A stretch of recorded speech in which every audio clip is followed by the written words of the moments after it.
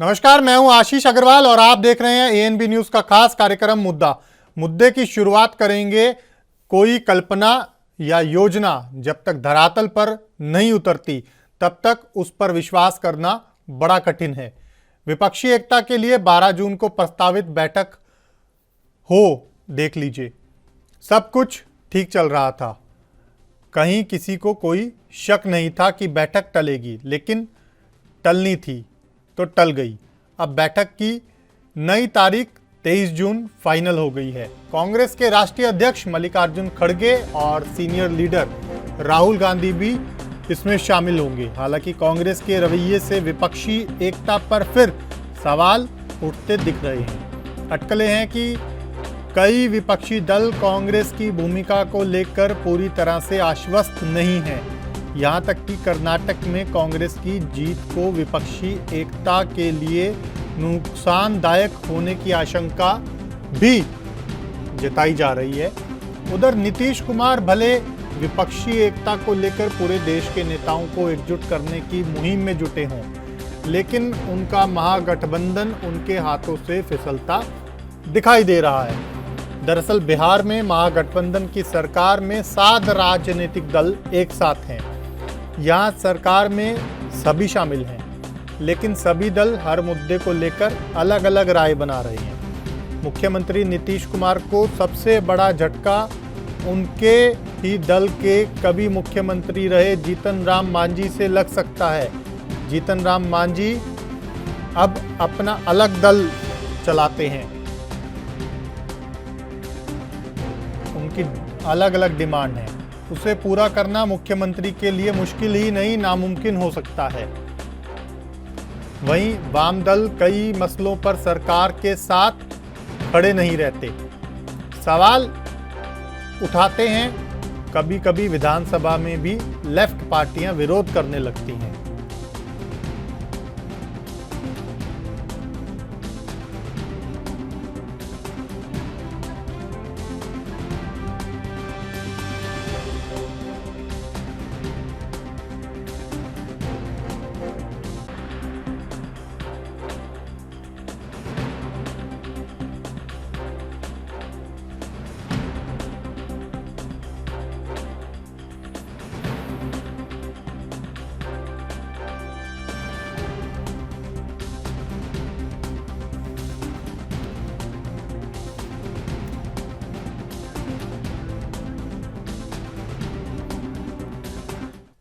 तो आपको बता दें कि कहीं ना कहीं विपक्षी एकता जरूरी है या मजबूरी है, यही सवाल आज हर किसी के जहन में कौंध रहा है।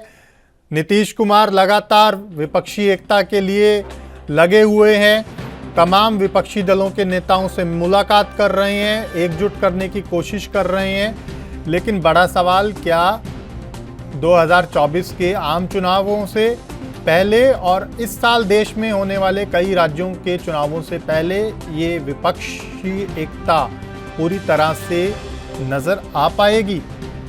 क्योंकि बीजेपी जिस तरह से चुनावी मोड में पूरी तरह से अब नजर आ रही है, तो कहीं ना कहीं अब इसको लेकर सवाल भी उठने लगे हैं कि क्या विपक्ष समय रहते एक हो पाएगा, और यदि हुआ तो प्रधानमंत्री उम्मीदवार कौन होगा। ये कुछ ऐसे बिंदु हैं जिसको लेकर हर राजनीतिक पंडित के जहन में सवाल हैं, लेकिन जवाब पूरी तरह से अभी स्पष्ट तौर पर नहीं आते हुए नजर आ रहे। क्योंकि एक और जहां आम आदमी पार्टी और कांग्रेस की दूरियां किसी से छिपी हुई नहीं है, एक और जहां कांग्रेस और केसीआर की दूरियां किसी से छिपी हुई नहीं है, एक और जहां ममता बनर्जी और कांग्रेस की दूरियां किसी से छिपी हुई नहीं है। ऐसे में बड़ा सवाल ये कि भाजपा मुक्त भारत का सपना देख रहे विपक्षी दलों का सपना क्या वाकई में साकार होने की तरफ आगे बढ़ भी पाएगा? ये कई ऐसे महत्वपूर्ण बिंदु और सवाल हैं जिसको लेकर शायद सभी को इंतज़ार है, और आज इसी बड़े मुद्दे पर हम चर्चा करेंगे और ये कोशिश करेंगे कि इन तमाम सवालों का जवाब आप तक हम संबंधित पार्टियों से लेकर पहुंचा पाएं।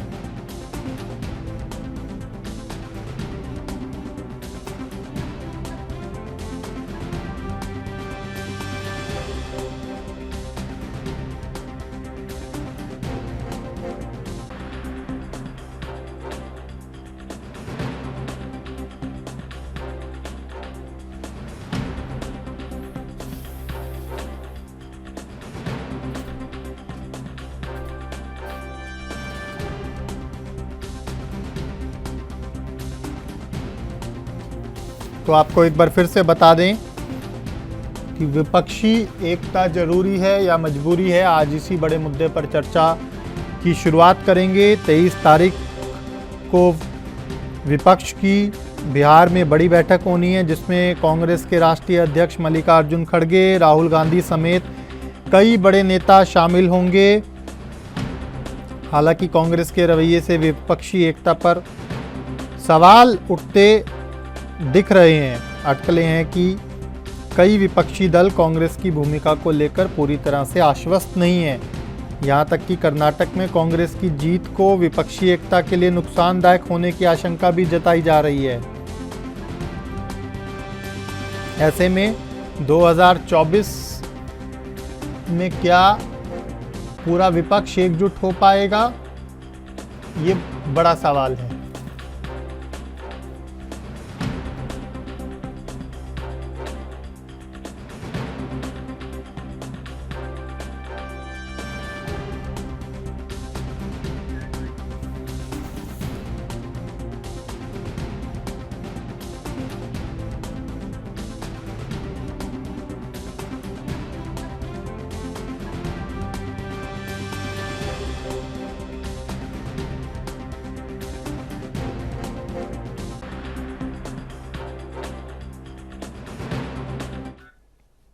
चलिए इसी बड़े मुद्दे पर चर्चा की शुरुआत करेंगे। 3 खास मेहमान हमारे साथ जुड़ रहे हैं, सीधा उन्हीं के पास लेकर चलेंगे आपको। हमारे साथ कैप्टन आई सिंह भदौरिया जुड़ गए हैं, बीजेपी प्रवक्ता मुन्ना खान साहब कांग्रेस नेता हमारे साथ जुड़ गए हैं, और आरबी उपाध्याय साहब वरिष्ठ पत्रकार हैं, वो भी हमारे साथ जुड़ गए हैं। आप तीनों का बहुत स्वागत है। सबसे पहले उपाध्याय साहब, आप ही के पास आऊंगा। 23 जून को जो प्रस्तावित बैठक है बिहार में विपक्ष की, कितनी महत्वपूर्ण ये बैठक आपको लग रही है, और आपको क्या लग रहा है इस बड़ी बैठक से क्या राजनीतिक परिस्थितियां देश में बदल सकती हैं? देखिए आशीष, एक लंबे समय से इतिहास देखिए, जब कांग्रेस सत्ता में थी तब बीजेपी प्रयास करती थी विपक्ष सारा एक हो जाए जी। आज बीजेपी सत्ता में, कांग्रेस प्रयास कर रही है या विपक्षी दल प्रयास कर रहे हैं जी। लेकिन जनता को देखते हुए ये गठबंधन बेईमानी होती है, ये लूट मार, मतलब गठबंधन नहीं है, ये लूट मार के लिए सब एक जगह इकट्ठे हो जाइए, जो लूट लेंगे। वैसे तो लूट नहीं पा रहे और 4 दिन बाद फिर आपस में अलग अलग हो जाएंगे। अगर मैं उदाहरण दे दूं, उत्तर प्रदेश में देखिए समाजवादी पार्टी बीएसपी का गठबंधन हुआ, जैसे ही चुनाव हुआ गठबंधन खत्म होना, तुम्हारा वोट मुझे नहीं मिला, वो कह रहे मेरा वोट तुझे नहीं मिला, बस आपस में अलग अलग हो गए। अभी पिछले चुनाव में देखेंगे आप, ओम प्रकाश राजभर मंच पे खड़े हो कहते थे अखिलेश यादव को मुख्यमंत्री बना देंगे, अब हम सब मिल गए और सारे वोट हमें मिल जाएंगे जी। क्या जनता बेवकूफ है? जनता जानती है कि ये ठगबंधन है, गठबंधन नहीं है, ये कोई विपक्षी एकता की बात नहीं जी। और न विपक्षी एकता कभी हुई और न होगी, एक ख्याली पुलाव है जी। कोशिश जरूर होती रही, इतिहास के बाद बहुत लंबे समय से मैंने देखा है कि कोशिशें होती हैं, लेकिन नतीजा क्या निकलता है अब देखेंगे आप। जब गठबंधन की बात हो रही है, सब बात कर रहे हैं, और जैसे ही टिकट का मामला होगा वो कहेगा नहीं नहीं मैं लड़ूंगा 400 सीटों पर, दूसरा कहेगा मैं 5 दूंगा, वो कहेगा नहीं नहीं मैं 95 लूंगा। मतलब आपस में चुनाव से पहले ही घमासान हो जाएगा जी। तो ये कह देना बहुत आसान है, मैं समझता हूँ सभी प्रयास कर रहे हैं, लेकिन दूल्हा कौन होगा बारात का, ये दूल्हा भी तय कर लेंगे भाई दूल्हा कौन होगा। बारात तो सब इकट्ठी हो जाएगी, चली जाएगी। अब कोई दूल्हा भी होगा, बारात ऐसी भागी डोलेगी कहीं कि 4 घोड़ों पर बैठ के जाएंगे, उन्होंने कहा नहीं मैं या मैं, तो फिर बारात को मार के भगा देते हैं गांव में। मैं तो गांव का रहने वाला हूँ। जिस बारात का एक दूल्हा न हो और गांव में अगर 4 दूल्हे लेके बारात पहुंच जाए तो लोग बहुत मारते हैं। और कैप्टन साहब जानते हैं भी, कैप्टन साहब भी जिस इलाके से बिलोंग करते हैं तो वो कहते हैं पैर पूजा, सर नहीं पूजी। उन्होंने कहा चल ठीक है। तो ये सब कोशिशें हैं अपना नेतृत्व चमकाने के लिए। नीतीश जी भी कोशिश कर रहे हैं। क्या विपक्ष, अब नीतीश जी कितनी सीट लेके आएंगे बिहार में अभी यही पता नहीं। अब कोई मान लेगा कि प्रधानमंत्री नीतीश कुमार को बना दिया जाए। जब मान लो इन्हें 5 सीटें मिलेंगी और 5 सीटें मिलकर ये कहने लगेंगे नहीं मैंने एकता किया भाई प्रधानमंत्री तो मैं बनूंगा, तो क्या कहेंगे ये लोग? और या शरद पवार जी कहेंगे कि मुझे बना दो। केजरीवाल जी भी हुंकार भर रहे हैं, कह रहे असली प्रधानमंत्री तो मैं ही हूँ। कैसे बात बन सकती है बिना मेरे एकता की? तो ये सब चुनाव से पहले बहुत सारे समीकरण बनते हैं और बिगड़ते हैं। एक मैसेज देने की कोशिश होती है, अपनी नेतागिरी चमकाने की कोशिश हो रही है। तो अब ये सब अपनी नेतागिरी चमका रहे हैं। अब नीतीश कुमार जी विपक्ष को एक कर रहे हैं, वहाँ पुल गिर गया। देखिए बिहार में पुल बह गया तो पुल को संभाल नहीं पाए, पूरे विपक्ष को संभालना तो समुद्र है, समुद्र थोड़ा पी जाएंगे। ये सब चीजें संभव नहीं है। जनता भी जानती है इस बात को और जनता का मोह भंग हो चुका है। जनता ये जानती है कि सब मिल गए तो फिर नहीं बख्शेंगे, फिर पान को ही बेच देंगे। वो 15 केजी सिलेंडर में लगता है। बहुत दिनों से भूखे हैं। ये कर दिया है कि पैसा मिल नहीं रहा तो कहां से काम चलेगा। जहां कांग्रेस की बात आती है तो क्षेत्रीय दलों को लगता है हमारा तो अस्तित्व संकट में पड़ जाएगा। समाजवादी पार्टी से बोलो ना मुस्लिम वोट कांग्रेस ले जाएगी तो मेरे पास क्या बचेगा, मेरी तो पार्टी खत्म हो जाएगी। मायावती जी को भी डर लग रहा है कि ये ले गए कांग्रेस मजबूत होगी तो हम खत्म हो जाएंगे। तो कांग्रेस का क्या वर्चस्व स्वीकार करेंगे? हमने देखा भारत जोड़ो यात्रा में इतनी एकता की बात कर रहे हैं, उत्तर प्रदेश से गुजरी, ना मायावती आई ना अखिलेश यादव आए। क्यों नहीं आए? अब कर्नाटक में कांग्रेस जीत गई तो वो कह रहे हैं कब हरा सकते हैं हम। अरे कांग्रेस जीती है, आप थोड़ा जीते हैं। जनता ने अगर वहां पर आशीर्वाद दिया है कर्नाटक में तो वो कांग्रेस को दिया है और कांग्रेस को तो फिर कैसे बात बनेगी? तो ये प्रश्न अभी चलेंगे।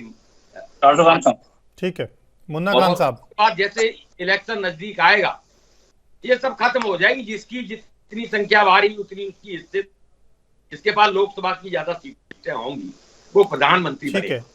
ठीक है अब उपाध्याय वो कौन लेके आएगा वो जनता तय करेगी। ठीक है, जनता तय करेगी।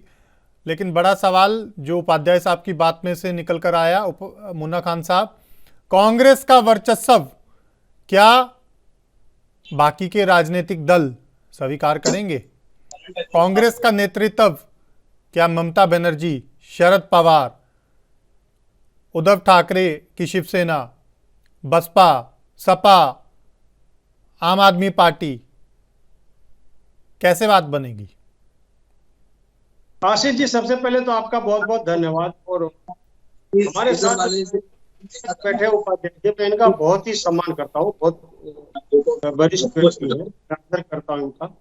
और मैं साथ में ये कहना चाहता हूँ, अभी इन्होंने एक सवाल कहा कि बिन दूल्हे की बारात, तो मैं ये पूछना चाहता हूँ 1975 में कौन से दूल्हे थे?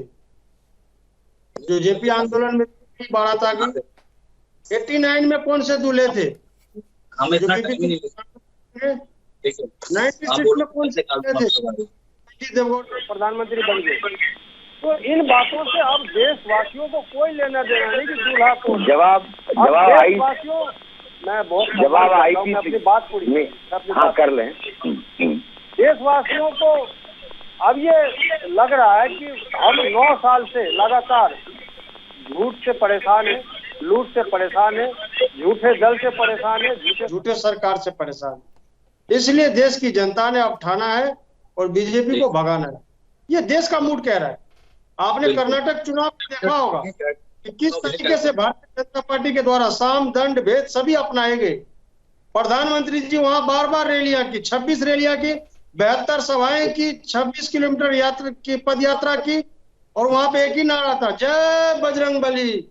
वहां पे खड़गे जी कहते थे तोड़ भ्रष्टाचार की नली। तो इस बार देश में भ्रष्टाचार की नली टूटने वाली है। जिस तरीके से झूठ और लूट की नीति भारतीय जनता पार्टी, आज क्या है, आज देश का 40% सिर्फ 2 आदमी के पास जा रहा है। गरीब और गरीब होते जा रहे हैं। सारी समस्याएं हैं देश के पास। आज भारतीय जनता पार्टी गर्व से कहती है मैं 5 किलो अनाज देता हूं। आपको सब कहना चाहता हूं 5 ट्रिलियन की इकोनॉमी की बात करने वाले आज 5 किलो अनाज की बात कर रहे हैं, क्योंकि इनको भी पता है कि मैं देश की जनता को 80 करोड़ जनता को मैंने गरीब किया है, गरीबी रेखा से नीचे किया है। उसके बाद शर्म होकर डिबेट के दौरान कह देना, डिबेट के दौरान छाती पीट देना कि मोदी है तो मुमकिन है, अब मोदी है विश्व गुरु है, मोदी है तो रोजगार है, मोदी है तो विकास है। भाई बताइए ना, एएनबी न्यूज चैनल के माध्यम से देश की जनता को पता तो लगे आपका विकास क्या है, या आपका विकास मिस्टर इंडिया जो सिर्फ आपको दिखता है, दुनिया को नहीं दिखता, देश को नहीं दिखता, देश की जनता को नहीं दिखता। बताइए तो सही, आपके सरकार में युवाओं का क्या हाल है, आपके सरकार में किसान का क्या हाल है, आपके सरकार में जवान का क्या हाल है, आपके सरकार में महिलाओं का क्या हाल है। क्या आपने कितने विकास किए देश के अंदर वो गिनवाए, कितने आपके वादे थे वो गिनवाए। 2014 का अगर मैनिफेस्टो निकाला जाए बीजेपी ऐसे ही हार जाएगी, क्योंकि दुनिया को पता है मोदी जी कहते थे अच्छे दिन, तो हमारी भोली भाली जनता कहती थी आएंगे। लेकिन आप भोली भाली जनता हाथ जोड़ के बिना निवेदन करते भाई हमारे पुराने दिन ही लौटा दो, हमें तुम्हारे अच्छे दिन नहीं चाहिए। तो इस तरीके से देश को गुमराह किया गया है, इस तरीके से देश को लूटा गया है। देशवासियों के साथ मुन्ना खान साहब, हाँ, मैं आपके तमाम सवालों का जवाब जो आपने अभी तक पूछे हैं मैं जरूर भदौरिया जी से लूंगा, कैप्टन साहब से लूंगा मैं, लेकिन मेरा सवाल अभी भी वही है जिसका जवाब नहीं आया। आपने मुझे बताया नहीं अभी तक कि क्या रणनीति होगी विपक्ष को एक करने के लिए कांग्रेस की। टीएमसी को कैसे साथ लाएंगे, आम आदमी पार्टी के साथ कैसे समन्वय बैठेगा, सपा को कैसे साथ लाएंगे। बिल्कुल जो राजनीतिक दल भारत जोड़ो यात्रा में नहीं आए, कन्याकुमारी से कश्मीर तक राहुल गांधी चले, वो कश्मीर तक आपके समापन कार्यक्रम में नहीं शामिल हुए, उनके साथ कैसे मिलेंगे, आपने उस पर कुछ नहीं बताया। मैं कैप्टन साहब से बीजेपी और बीजेपी की सरकार क्या कर रही है, विकास मिस्टर इंडिया वाला है कि मिसेस इंडिया वाला है, वो मैं सब सवालों के जवाब पूछ लूंगा अभी। लेकिन मैं चाहूंगा कि आज हम जिस मुद्दे पर चर्चा कर रहे हैं उसके ऊपर आप भी दर्शकों को स्थिति स्पष्ट करें। बिल्कुल बिल्कुल, सवाल यह है कि कांग्रेस पार्टी के राष्ट्रीय अध्यक्ष श्री मल्लिकार्जुन खड़गे जी ने साफ शब्दों में कहा है कि बीजेपी के भ्रष्टाचार से लड़ना है, या अगर बीजेपी के अहंकार से लड़ना है, या बीजेपी को देश से भगाना है, तो हम सबको एक प्लेटफॉर्म पे आना होगा। और सभी दल ने स्वीकार किया। बाकी एक आध दल की बात है तो उससे बातचीत चल रही है, आपसी समन्वय बनते ही वो भी साथ आ जाएंगे। क्यों अलग रह करके इस अहंकारी सरकार से नहीं लड़ सकते। और सवाल यह है कि कांग्रेस सिर्फ बीजेपी से नहीं लड़ रही है, कांग्रेस बीजेपी सिस्टम से लड़ रही है। कांग्रेस बीजेपी के मसल से, बीजेपी के पावर से, बीजेपी के पैसे से, बीजेपी की मशीन से और बीजेपी की मीडिया से। तो हमारी लड़ाई और विपक्ष की लड़ाई 6 से हो रही है। तो अब ये देखना कि 2024 में जनता का जिस तरीके से मूव है कि भारतीय जनता पार्टी को भगाना है और कांग्रेस को देश में लाना है, क्योंकि हमें खुशहाली चाहिए, हमें रोजगार चाहिए, हमें शिक्षा चाहिए, हमें व्यापार चाहिए, हमें बकवास नहीं चाहिए, हमें विकास चाहिए। मैं जवाब ले लेता हूं कैप्टन साहब से। और बहुत जल्दी देखने को मिलेगा कि 2024 में बहुत ही बड़ा परिवर्तन होने वाला है। जिस तरीके से हमारे राष्ट्रीय नेता श्री राहुल गांधी जी ने कहा कि 2024 का जो नतीजा है वो आपको चौंकाने वाले मिलेंगे। ठीक है, आपको उम्मीद है कि जो बातचीत चल रही है विपक्षी दलों की, अगर एक आध दल से अभी कहीं पर इफ एंड बट है तो वो समन्वय बन जाएगा, ऐसी आपको उम्मीद है। इस पर मैं लौटूंगा आपके पास, लेकिन उससे पहले मैं जवाब ले लेता हूं जो सवाल आपने उठाए थे। कैप्टन साहब, 10 साल हो जाएंगे 2024 में केंद्र में बीजेपी की सरकार को, नरेंद्र मोदी की सरकार को। कई बड़े मुद्दे जो मोदी सरकार के साथ साथ चल रहे हैं, उपलब्धियां हैं तो कहीं ना कहीं ऐसे मुद्दे भी हैं जिन पर सरकार को जवाब देना शायद आज भी मुश्किल है। सवाल ये है कि जनता महंगाई, बेरोजगारी, पहलवानों जैसे मुद्दे, किसानों जैसे मुद्दों से त्राहिमाम करने की स्थिति में है। इन तमाम बिंदुओं पर आप जनता को कैसे राजी करेंगे? एक। दूसरा, अगर विपक्ष एक हो जाता है, विपक्ष समन्वय के साथ चुनाव लड़ता है, तो कैसे बीजेपी उससे निपटेगी? क्योंकि कहीं ना कहीं हो सकता है कि बीजेपी के लिए चुनौतियां बढ़ जाएं। आशीष जी धन्यवाद। और सबसे बड़ी बात मैंने अभी ये देखा कि हमारे राजनीतिक विश्लेषक वाकई में बहुत बुद्धिजीवी हैं। तो कम से कम 5-6 साल से मैं उनके साथ डिबेट कर रहा हूं जी। और उन्होंने आज जिस तरह से आज विश्लेषण किया, एक एक बात को उन्होंने क्लियर किया है। इसी को कहते हैं कि राजनीतिक विश्लेषक जो हो तो उपाध्याय जी जैसा होना चाहिए, जो दूध का दूध पानी का पानी करे। आज उन्होंने कहीं कोई कहते हैं ना लीपा पोती वो नहीं रखी है, उन्होंने हकीकत जो एक आज का आईना है वो दिखा दिया। तो विपक्ष की आज यही हालत है। उपाध्याय जी ने बहुत अच्छी तरीके से समझाया है। मैं वो उपाध्याय जी के लिए इस बात को बहुत धन्यवाद करूंगा। हमारे साथी हैं और हम बहुत समय से एक साथ रह रहे। कभी कभी मतभेद हो जाते हैं, वो चीज अलग है। वो भी हमारे मतभेद सिर्फ डिबेट तक सीमित होते हैं, आगे नहीं होते। बाकी बहुत बुद्धिजीवी इंसान है, वैसे हमारे बड़े अच्छे मित्र हैं। तो आज जो जिस तरह से उन्होंने बताया है कि राजनीति की स्थिति क्या हाल है, ये गठबंधन की स्थिति क्या हाल है, कि आज गठबंधन कहाँ है। आज गठबंधन में सब अपनी अपनी खींच के चल रहे हैं, सब प्रधानमंत्री बनने को तैयार है, और जिनके पास एक सीट है वो भी कह रहे हैं मैं प्रधानमंत्री बनूंगा। तो ये एकता है कहाँ? और जनता देश की, जैसे उपाध्याय जी ने कहा कि जनता देश की बहुत समझदार है। तो जनता समझ चुकी है कि एक मठ में अगर 10 जोगी बैठा दोगे ना तो वो मठ को ही तोड़ के ले जाएंगे घर में कि तो मठ ही ले चलो उठा के। तो स्थिति यहाँ पर ये होने वाली है। आपने देखा अभी कि किस तरह से बिहार में भ्रष्टाचार चल रहा है। जहां मीटिंग हो रही है वहां भ्रष्टाचार का पुल गिर गया, जिसमें 1700 करोड़ जनता का पैसा, टैक्स का पैसा लगा हुआ था। आज नीतीश जी उसके ऊपर नहीं बोल रहे हैं, एकता की बात कर रहे हैं, एकता की मीटिंग इकट्ठी कर रहे हैं। मगर ये जनता का 1700 रुपए जो भ्रष्टाचार में गंगा जी में इन्होंने डुबा दिया, इसका भी तो जवाब देना चाहिए एकता वालों को। नहीं, बीजेपी के शासनकाल में पुल गिरे थे मित्र, हमें थोड़ा इतिहास सुने मुन्ना खान जी, आप बहुत अच्छे वक्ता हैं, मैं जानता हूं, ऐसी बात नहीं है, हम रोज साथ में बैठते हैं। तो आप देखिए 1700 करोड़ का जो है एक सीधा जनता को हाथ चूना लगा दिया। और जिस दिन से वहां पर ये गठबंधन सरकार बिहार में आई है, आपने देखा है कि वहां क्या हालत हो गई है। लॉ एंड ऑर्डर वहां आज बचा नहीं है, रोज हत्याएं हो रही है, लूट हो रही है, और शराब अभी तक वहां 500 लोग शराब पे मर चुके हैं। नीतीश जी उस पर नहीं बोलते हैं। आज वहां किस तरह से फिरौती ली जा रही है, पकड़े हो रही हैं, व्यापारियों से चौथ वसूली हो रही है, और नीतीश जी लगे हैं कि एकता कर लो। अरे जनाब, पहले बिहार को संभाल लो, एकता तो बाद में करना, क्योंकि एकता तो आपकी कभी ना हुई हो ना होगी। साथी तो आप ही के हैं। नहीं, हमारा साथी जरूर है आशीष जी, मगर जो हमारा ऐसा होता है, हमारे साथ चलते हैं तब तक रास्ते, हमारे साथ रहते हैं तब तक वो रास्ते पे रहते हैं, जो मैं उनका रास्ते पे चलाए रहता हूँ। मगर हमारा सोच साथ छोड़ते ही वो भटक जाते हैं, क्योंकि इन्हें जो लोग मिलते हैं कैप्टन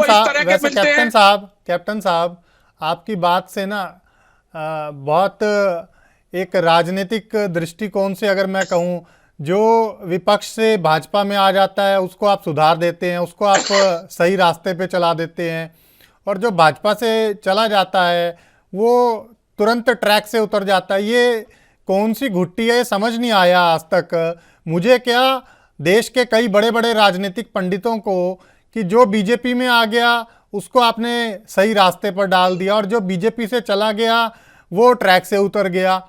ये बड़ी दिलचस्प सी बात है। बहुत अच्छी बात, बहुत अच्छा सवाल किया आशीष जी आपने, और मैं बड़ा जिम्मेवारी से इसको बताना चाहूंगा कि भारतीय जनता पार्टी में जो भी अगर अन्य पार्टी से आता है, भारतीय जनता पार्टी का कार्यकर्ता जो यही पैदा हुआ है, उसके तो दिमाग में बिल्कुल यही भरा जाता है कि राष्ट्रवाद के लिए हमें कार्य करना है। हमें जब पूरे देश की जनता हमारी अपनी है, यही हमारा परिवार है और इसी के सुख दुख में हमें रहना है, इनके कार्य करना है। और अगर कोई अन्य पार्टियों से आते हैं तो उन्हें भी फर्स्ट में जब सदस्यता ग्रहण कराते बीजेपी हैं के कितने तो नेता यही हेट स्पीच देते हैं, उनकी संख्या याद है आपको कैप्टन साहब? देखो आशीष जी, मैं कहता हूं कि मीडिया के सामने कोई अति उत्साह में कुछ कह जाता है वो बात अलग है, मगर उससे हमारा राष्ट्रवाद नहीं हिलता, उससे हमारे राष्ट्रवाद में कहीं कोई कमी नहीं आती। अगर एक कोई दे गया कहीं स्टेटमेंट तो उसको भी बाद में खिंचाई होती है, ऐसी बात नहीं है कि आप इस तरह की चर्चा ना करें। तो सबसे बड़ी बात आशीष जी है कि ये जो एकता दिखा रहे हैं ये मात्र एक छलावा है जनता को। 2024 का चुनाव आ रहा है नजदीक, उससे पहले 2-3 राज्यों के चुनाव होना है, तो ये सिर्फ जनता को ये दिखाना चाह रहे हैं कि हम देखो एक हो रहे हैं, बीजेपी को हराना है। अरे जनाब, ये कांग्रेस पार्टी जिसने इस देश में 70 सालों तक राज्य किया है और वो आज दूसरे लोगों का सहारा लेके कह रही है कि हम बीजेपी को हराएंगे। अगर आपके इतने ही अच्छे कार्य थे तो आप क्यों निबट गए? क्यों आज आप उंगलियों पे आपकी गिनती हो रही है? आप तो सबसे पुराने रहे हो इस देश में, आप सबसे।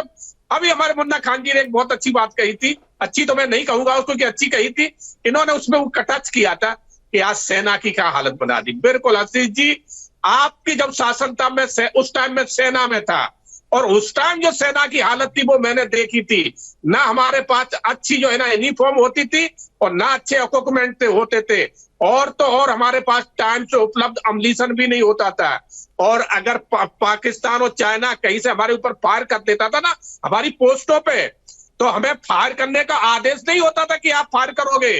फायर का आदेश हमें दिल्ली से लेना पड़ता था, तब हम जवाबी कार्रवाई करते थे। मगर आज हमारे पास बहुत अच्छी यूनिफॉर्म है और एक से बेहतरीन इक्विपमेंट है, बहुत से अच्छे इक्विपमेंट आ गए हैं, वेपन्स इतने अच्छे हैं। चलिए कैप्टन साहब, मैं माफी के साथ रोकना चाहूंगा और मैं समझता हूं कि कम से कम सेना के ऊपर तो राजनीति नहीं होनी चाहिए। मैं उपाध्याय साहब आपके पास तो सेना को बड़ी मुन्ना खान साहब रुक जाइए ना, उस बात को आगे नहीं बढ़ाते। उपाध्याय साहब आपके पास आऊंगा। एक दिलचस्प सा सवाल है, विपक्ष एकता की बात कर रहा है, एकता जरूरी है ये विपक्ष कह रहा है, लेकिन साथ में अप्रत्यक्ष तौर पर मान भी रहे हैं कि मजबूरी भी है, क्योंकि अगर एक नहीं होंगे तो शायद बीजेपी इस वक्त जिस स्थिति में है राजनीतिक रूप से उसको रोका नहीं जा सकेगा 24 में भी वापस सत्ता में आने से। ये विपक्ष के कई बड़े नेताओं का अप्रत्यक्ष तौर पर ऑफ कैमरा मानना भी है। मेरा सवाल ये है कि मान लीजिए अगर विपक्ष एक होने की ओर बढ़ता है, सबसे बड़ा प्रदेश उत्तर प्रदेश है, यूपी।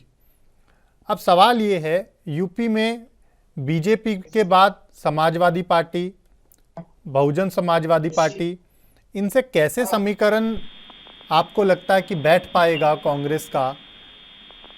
क्या वाकई में वहाँ पर ये एक हो पाएंगे? दूसरा, महाराष्ट्र में भी आप इसी तरह आप आ जाइए, उद्धव ठाकरे की शिवसेना, शरद पवार की पार्टी एनसीपी, कांग्रेस, क्या समीकरण पूरी तरह से बैठ पाएंगे?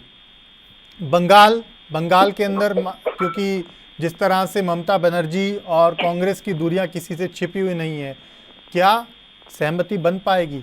वो भी ऐसे में तब जब कांग्रेस सीधे तौर पर कह चुकी है कि 350 सीटों से कम चुनाव नहीं लड़ेगी कांग्रेस अगर विपक्ष की एकता की बात करनी है। देखिए, तो क्या बची हुई 350 के बाद बची हुई सीटों पर पूरा विपक्ष एक हो पाएगा? देखिए, पेच यहीं फंसेगा। आशिष जी, जो आपने आकलन किया है जी, ये पेच यहीं पर फंसेगा और इससे आगे फिर नहीं बढ़ेगा जी। मान लीजिए ममता बनर्जी की बात करें तो उन्होंने बंगाल में ये कहा है कि जहाँ कांग्रेस मजबूत है वहां हम उसका सपोर्ट करेंगे जी। अब उदाहरण क्या होगा? उदाहरण ये होगा कि 2019 में आकलन कर लीजिए किस सीट पर किसको कितने वोट मिले थे जी। तो उस हिसाब से कांग्रेस को तो फिर आप एक भी सीट नहीं देंगे जी। तो कांग्रेस आपसे क्या गठबंधन करेगी बंगाल में जब आप एक सीट देने को तैयार नहीं होंगे जी। लेकिन अगर कांग्रेस लड़ती है वहाँ जी, बंगाल में अपने दम पर लड़ती है, सीटें भी लाएगी जी। लेकिन नुकसान ममता बनर्जी का होगा। जिस तरीके से एक भ्रम टूटा है, जी एक वर्ग विशेष का समुदाय विशेषताओं ने लगने लगा है क्षेत्रीय पार्टियां कुछ नहीं कर सकती, अगर हमारा कल्याण हो सकता है तो कांग्रेस ही कर सकती है। जी वो वोट बैंक अगर कांग्रेस के पास चला जाता है, जी नेमली मैं कहूँ कि अगर मुस्लिम वोट मान लीजिए शिफ्ट हो जाता है कांग्रेस की तरफ बंगाल में, तो ममता बनर्जी का अस्तित्व भी संकट में आ जाएगा। हिंदुत्व का जो वोट है। चलिए वापस मेहमानों के पास चलेंगे, लेकिन इसी मुद्दे को लेकर बीजेपी नेताओं का क्या कुछ कहना है वो भी आपको सुनवा देते हैं। देखो, एक चीज मुझे बहुत साफ दिखाई पड़ती है, एक अनार 100 बीमार। अब मुंगेरी तो अनेक हैं लेकिन सपने एक हैं। ये जो परिवार है ये कहता है कि मोदी को हटाएंगे और पब्लिक कहती है मोदी को फिर से लाएंगे। तो अब परिवार की सियासत और पब्लिक का संकल्प देखना क्या भारी पड़ता है, एक चीज। दूसरी चीज ये कि अगर उनको लगता है कि फैमिली फोटो फ्रेम में फिक्स होने से या फिट होने से कोई फ्रंट बनता है, तो फ्रंट नहीं फ्रस्ट्रेशन बनता है और वो दिखाई पड़ेगा। इसलिए मुझे लगता है कि कुछ लोगों को अगर लगता है कि आज भी जो है वो सपने अनेक हों, मुंगेरी अनेक हों और सपने एक हों, तो आप समझ सकते हैं कि एक अनार 100 बीमार। आज हर आदमी को ये दिखाई पड़ रहा है कि कैसे मोदी जी हटें, कैसे देश के जो सुशासन का माहौल है वो खत्म हो, कैसे देश के लोगों के गांव गरीब किसान झुग्गी झोपड़ी का इंसान खुशहाल हो रहा है, कैसे देश की धमक और मोदी की धाक दुनिया में बढ़ रही है उसको रोका जा सके। तो लेकिन इनको गलतफहमी है। गलतफहमी ये है कि ये जो परिवार है, ये परिवार कहता है मोदी हटाएंगे, पब्लिक कहती है मोदी लाएंगे, तो अब दिखाई पड़ जाए। जो लोग ऑलरेडी अलायंसेस में हैं वही लोग इकट्ठे हो रहे हैं। नीतीश हो, आरजेडी हो, तेजस्वी यादव हो, चाहे राहुल गांधी हो, चाहे वहां पर ममता बनर्जी हो, जिनके ऑलरेडी कहीं ना कहीं कुछ अलायंसेस हैं, वही लोग इकट्ठे हो रहे हैं। अदरवाइज तो ना वाईएसआर इसमें आ रहे हैं, ना बीजेडी की नवीन पटनायक जी इसमें आ रहे हैं। ऐसे और पार्टियां हैं जो नहीं आ रही, उसमें भागीदारी नहीं कर रही, क्योंकि उनको लगता है कि ये जो ऑपोजिशन का अलायंस है, ये ऑपोजिशन का अलायंस सिर्फ इसलिए गठजोड़ बनना है कि मोदी का विरोध करना है, नीतियां नहीं है।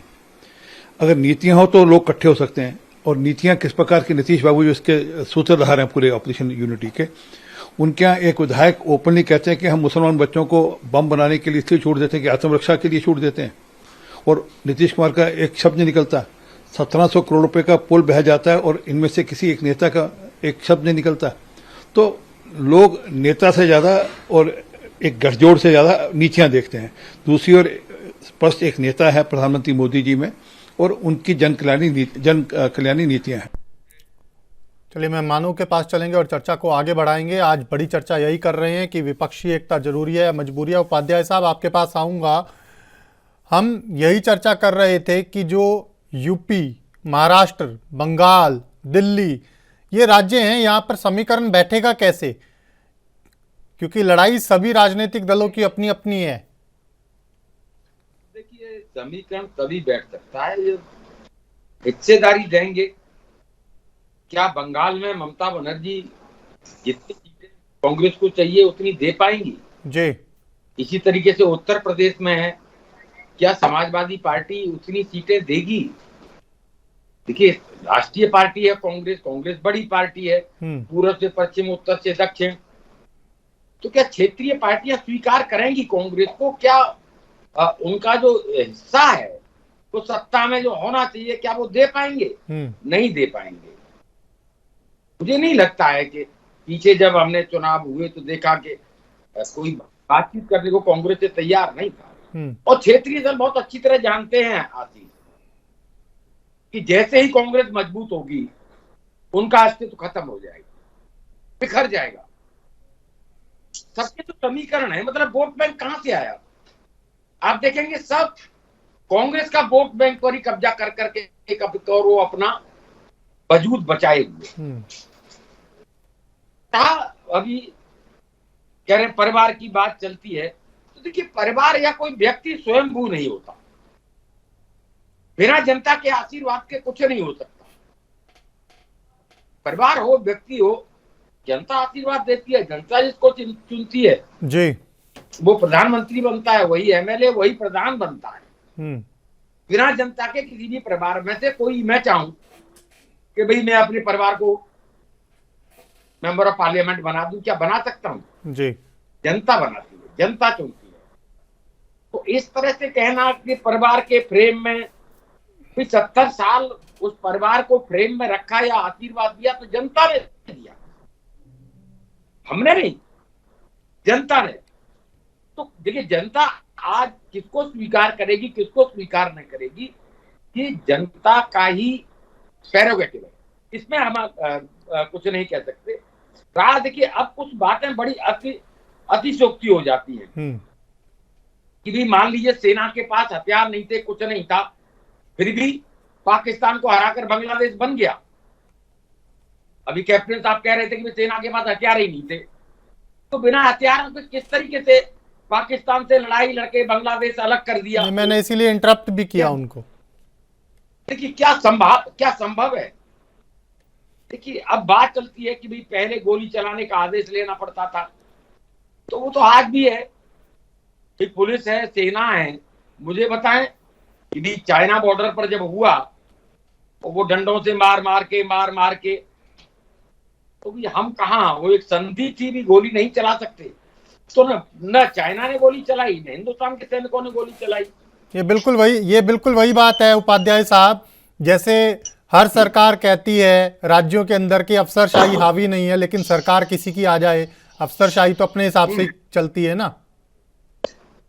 तो ये चीजें कंट्राडिक्टरी होती है। बिल्कुल तो ठीक है, को बहुत सारी चीजें समझ में आती हैं जी। अब जहां तक हम जो कर रहे थे बात के विपक्ष के गठबंधन की, इतना आसान नहीं है विपक्ष का गठबंधन होना।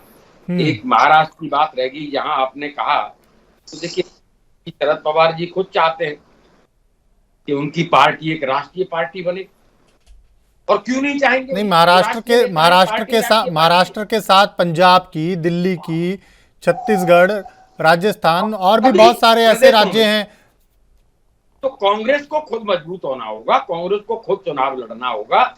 अगर ज्यादा गठबंधन के चक्कर में पड़ेगी तो कांग्रेस को अपना वजूद खत्म करना पड़ेगा। ऑलरेडी गठबंधनों से ही उसका वजूद खत्म हुआ है।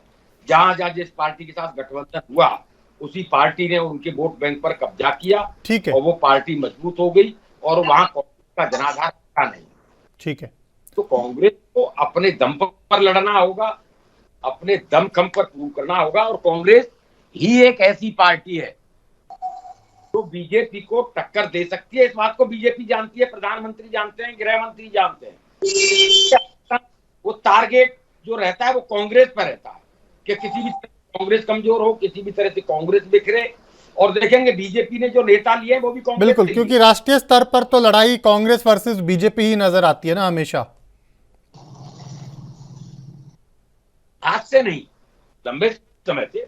और देखिए यही रहेगा, जब भी कभी सत्ता परिवर्तन होगा तो कांग्रेस ही सत्ता परिवर्तन करेगी। ठीक है मुन्ना खान साहब, जो बात अभी उपाध्याय जी ने कही कि जब जब कांग्रेस ने गठबंधन किया तब तक कांग्रेस को नुकसान हुआ, तब तक कांग्रेस का वोट बैंक शिफ्ट हो गया। आप गठबंधन की बात आम आदमी पार्टी के साथ कर लीजिए, आप समाजवादियों के साथ कर लीजिए, आप महाराष्ट्र का गठबंधन की बात कर लीजिए, कहीं पर भी आप उठा के देख लीजिए इतिहास को, नुकसान कांग्रेस को हुआ। लेकिन उसके बावजूद कांग्रेस आज भी विपक्षी एकता के नाम पर गठबंधन नहीं, महागठबंधन की बात कर रही है। आपको नहीं लगता कि राहुल गांधी की जो इतनी बड़ी यात्रा आप लोगों ने करवा दी कन्याकुमारी से कश्मीर तक, क्या उसके बाद या आज भी कांग्रेस ऐसी स्थिति में आ पाई है कि इंडिविजुअल तौर पर चुनाव लड़के सत्ता में आ पाए? धरातल की बात कीजिएगा, धरातल की, बिल्कुल सही बात, क्योंकि मैं ये चाहूंगा कि एक प्रवक्ता के नाते नहीं, जिम्मेदार आप इंसानियत के नाते भी बिल्कुल सही बात, जो दर्शक भी कहें कि कहाँ आप खड़े हैं। 14 से आप लोग चले थे, 24 आने वाला हो गया, क्या लग रहा है कि अभी भी आप कांग्रेस वर्सेस बीजेपी लड़ाई लड़ सकते हैं सीधे तौर पर बिना अन्य राजनीतिक दलों का सहयोग लिए? सवाल ये है सबसे बड़ी बात कि आज कांग्रेस अपने नुकसान के लिए नहीं सोच रही। आज जो जनता का नुकसान हो रहा है उसके लिए कांग्रेस सोच रही है। आज कांग्रेस ये सोच रही है कि आज जो नुकसान हो रहा है वो भारतीय जनता पार्टी का नहीं हो रहा, आज नुकसान भारतीय जनता का हो रहा है। इसलिए कांग्रेस ने ठाना है। देखिए समझने की बात है कि 32-33% वोट लेकर के भाजपा कहती है कि मैं विश्व में नंबर 1, भारत में नंबर 1 हूं, लेकिन इनको नहीं पता कि 68% वोट इनके खिलाफ है। जो वोट इनके खिलाफ है, जो इन वोट इनके तानाशाही के खिलाफ है, भ्रष्टाचार के खिलाफ है, इनके अहंकार के खिलाफ है, उन्हीं वोट को इकट्ठा करने के लिए तो विपक्ष की तैयारी चल रही, विपक्ष का मुहिम चल रहा है कि आप तो समझो कि 32% वोट लेकर के कहता मैं तो सबसे बड़ा शहंशाह, ये शाह और शहंशाह कहता मैं तो जीत गया, लेकिन 68% जो वोट बिखर जाते हैं तो इसी की वजह से जीत रहा है। तो ये बात आप सबको समझ में आ गई, देश की जनता को समझ में आ गई, बाकी अन्य दल को भी समझ में आ गई कि हमारा जो आपसी टूट है, आपसी बिखराव है, इसके वजह से भारतीय जनता पार्टी की जीत है। दूसरी बात, भारतीय जनता पार्टी के दिल पे हाथ रख के पूछा जाए, अब इनको भी महसूस होने चला है कि मैं 2024 हार रहा हूं, क्योंकि इनके जितने वादे थे सारे के सारे धराशायी हो गए, धरातल पे आज कुछ नहीं दिख रहा। चाहे बात रोजगार की ले लो, महंगाई की ले लो, चाहे व्यापार की ले लो, महिला सुरक्षा की ले लो, स्मार्ट सिटी की ले लो, बड़े ही लक्ष्यदार भाषणों में कहा गया था कि मित्रों 280 सांसद हमारे 280 गांवों को गोद ले रहे हैं। तो मैं पूछ रहा हूं, उस गोद में विकास भी हुआ या सिर्फ गोद ही लिया गया? अब तक उस गांव में पानी तक नहीं पहुंचा। 280 सांसद 280 गांव जो गोद लिए उस गांव तक नहीं पहुंचे। तो ये है झूठ का प्रोपेगेंडा बीजेपी का। ये इस तरीके से झूठ फैलाया जाता है। हम विश्व गुरु बन रहे हैं। अरे भाई 45 करोड़ युवा देश में बेरोजगार है, पकोड़े तलने की सलाह तुम दे रहे हो और नालियों से गैस निकालने की बात तुम कर रहे हो और विश्व गुरु बनने की बात है। और देश की भोली भाली जनता से न जाने क्या क्या नहीं करवाया गया। कभी थाली बजवाई गई, कभी ताली बजवाई गई, कभी मोमबत्ती जलवाई गई, कभी लाइट जलवाई गई, मोबाइल की लाइट जलवाई गई, फ्लश जलवाया गया, न जाने क्या क्या दुराचार चलिए ठीक है। भारत की जनता के साथ कैप्टन किया साहब, गया। मुन्ना खान साहब ने जो बात कही कि विपक्ष एक नहीं है, यही वजह है कि आप सत्ता में बैठे हो। विपक्ष एक हो जाएगा तो सत्ता से बाहर आप लोग होंगे। वादे आपने पूरे नहीं किए, बेरोजगारी का आलम है, महंगाई चरम पर है, महिला, किसान, युवा सब परेशान हैं। जवान नहीं, जवान की बात पे नहीं आऊंगा मैं। आशीष जी, मुन्ना खान जो बोल रहे हैं वो उनकी लाइनें, पार्टी की गाइडलाइन है कि आपको सिर्फ इतना ही बोलना है, वही बोलते हैं। आपने देखा होगा रटा हुआ शब्द है यही। राहुल गांधी विदेशी धरती पे जाके बोलते हैं कि भारत में पेट्रोल छिड़का हुआ है, सिर्फ माचिस लगाने की जरूरत है। मैं भी मोदी जी की तरह पंपर से बोलूं क्या? भारत में संविधान नाम की चीज नहीं बची है, भारत में संविधान है ही नहीं। और चाइना की तारीफ करते हैं, जब मौका आ जाता है तो चाइना की आर्मी की तारीफ करेंगे, भारत के संविधान की बुराइयां करेंगे और भारत की आर्मी को भी गालियां देंगे और सबूत मांगेंगे। अगर भारत की आर्मी कहीं कोई अपना पराक्रम दिखाती है तो सबसे पहले सबूत कौन मांगता है? कांग्रेस पार्टी। तो सब आप यही से अंदाजा लगा सकते हो कि सोच का। अब इन्होंने कहा कि एकता, अरे जनाब आप एकता किसमें करोगे? आप सारी तो परिवार की पार्टियां हो, सारे ही भ्रष्टाचारी हो, भ्रष्टाचार में सब डूबे हो। आज कौन है तुम्हारा ये बता दो जो भ्रष्टाचार में नहीं डूबा है? जिसके यहाँ ईडी छापा मार रही है उसके यहाँ ट्रक भर के नोट नहीं निकल रहे हैं। बीजेपी के यहाँ भी तो बहुत सारी पारिवारिक नेता खड़े हो गए हैं। अब नाम तो आपको भी ध्यान होंगे या मैं गिना दूं? आशीष जी, मैं वही अपनी जिम्मेवारी से कहना चाह रहा हूं, अगर भारतीय जनता पार्टी के नेता आपको कहीं लग रहे हैं कि भ्रष्टाचार किया है उन्होंने, आप उनको सामने लाइए ना, उजागर करिए। क्यों नहीं बैठे चुप बैठे? पहलवान वाला ही मामला निपटा लीजिए, 45 दिन से ज्यादा हो गए हैं। कि कौन सा 45 दिन वाला? जो पहलवान आपके जंतर मंतर पर बैठे थे, जिन्हें जंतर मंतर से पुलिस ने खदेड़ दिया, वो तो निपट गया। पहलवान अपनी ड्यूटी पे गए, पहलवान अपनी ड्यूटी पे गए और वो कोई सरकार का नहीं है, वो न्यायपालिका का काम चला गया है। कैप्टन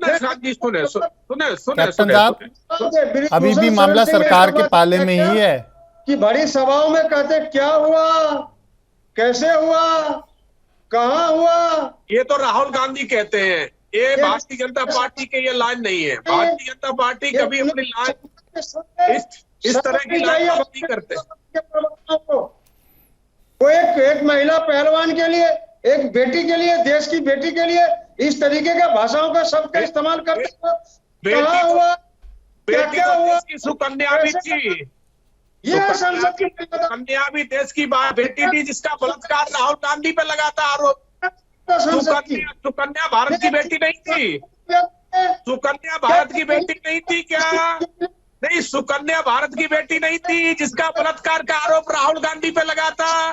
क्यों राहुल गांधी को शर्म नहीं आई? क्यों नहीं राहुल गांधी को गिरफ्तार किया गया? क्यों नहीं? उस टाइम तो सरकार भी केंद्र में कांग्रेस की थी, कांग्रेस की थी। राहुल गांधी ने बलात्कार किया, क्यों गिरफ्तार नहीं हुए राहुल गांधी? क्यों राहुल गांधी को गिरफ्तार क्यों नहीं किया था, बताएं आप।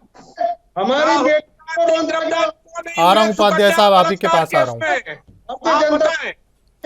मुन्ना खान साहब, मुन्ना खान साहब, कैप्टन साहब, कैप्टन साहब, मुन्ना खान साहब, रुक जाइए, दोनों रुक जाइए, दोनों रुक जाइए। कैप्टन साहब, मुन्ना खान साहब, दोनों रुक जाइए। जिम्मेदार मंच पे हैं, मैं चाहूंगा जिम्मेदारी के साथ बात करें। कैप्टन साहब सवाल पूछ रहे हैं, मुन्ना खान साहब आप जवाब दे दीजिए, क्योंकि उपाध्याय साहब के पास जाना है मुझे।